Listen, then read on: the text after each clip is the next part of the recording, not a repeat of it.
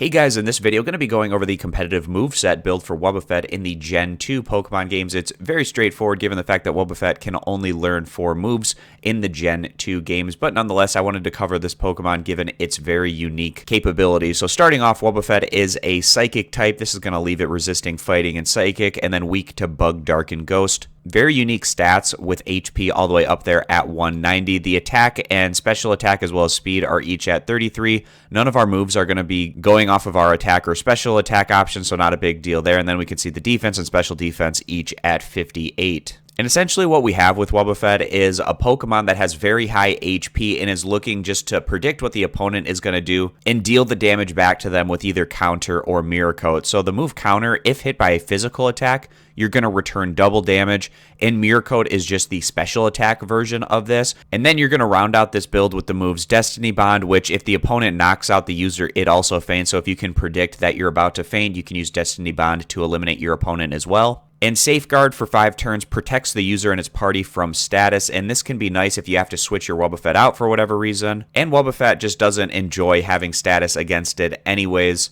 And in the well over 100 videos that I've made so far with these moveset builds and how you access the moves, this is definitely the easiest way to get a full build on a Pokemon that I've covered because Wobbuffet learns Counter, Destiny Bond, Mirror Coat, as well as Safeguard at level 1, and it doesn't have any other moves that it has access to, so this is going to be it on your Wobbuffet in the Gen 2 games. And you might think that Wobbuffet could be a really strong competitive Pokemon, and although it can have its instances where it can be effective, there are also a lot of counters to Wobbuffet given things like Curse users, which are very common in the Gen 2 meta. You also have to watch out for things like Explosion and Self-Destruct given the fact that there wouldn't be any counter move against this. Your opponent would faint and then deal out that damage to Wobbuffet. It wouldn't be able to counter that damage in return. And also if your opponent knows Rest, which is another very common move in the Gen 2 meta, you're not going to be able to deal any direct damage against your opponent with it asleep for the next 2 turns after it uses something like Rest. And then things that aren't direct attacks that can still do damage to Wobbuffet, things like Toxic and Leech Seed, are tough to deal with because it's going to whittle your health down over the course of battle.